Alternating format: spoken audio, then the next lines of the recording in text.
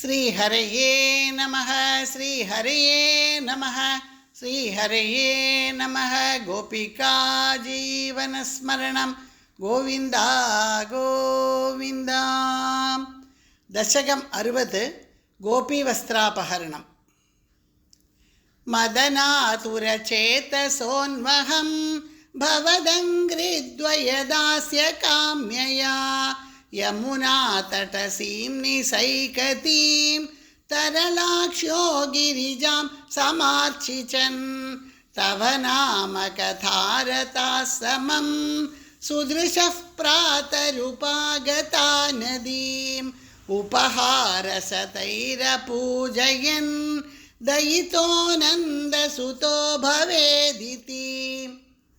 इति मासमुपाहितौ व्रताः तरलाक्षीरभिवीक्ष्यता भवान् करुणामृदुलो नदीतटं समयासीत्तदनुग्रहेच्छया नियमावसितौ निजाम्बरं तटसीमन्यवमुच्यतास्तदा यमुना जलखेलनाकुलाः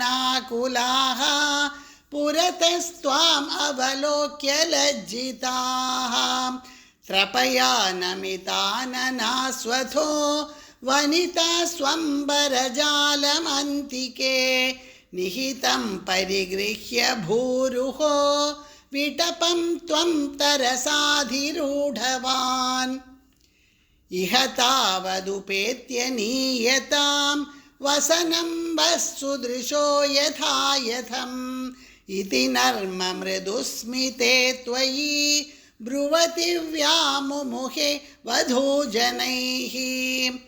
अयि जीवचिरं किशोरनः तव दासीरवशीकरोषि किं प्रदिशाम्बरमम्बुजे क्षणेति उदितस्त्वं स्मितमेव दत्तवान् अधिरोह्य तटं कृताञ्जलिः परिशुद्धा स्वगतिर्निरीक्ष्यताः वसनान्यखिलान्यनुग्रहं पुनरेवं गिरमप्यदामुदा विदितं ननु वो मनीषितं वदितारस्त्विह योग्यमुत्तरम् यमुना पुलिने स चन्द्रिकाः क्षणदा इत्यबलास्त्वमूचिवान् उपकर्ण्य भवन्मुखच्युतं मथुनिष्यन्दिवचो मृगीदृशः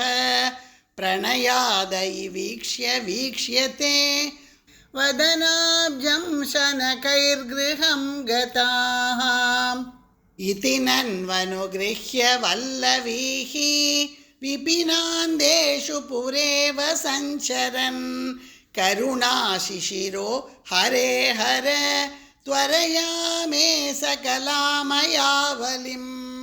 सर्वत्र गोविन्दनाम संकीर्तनं गोविन्द गोविन्द। श्रीहरये नमः।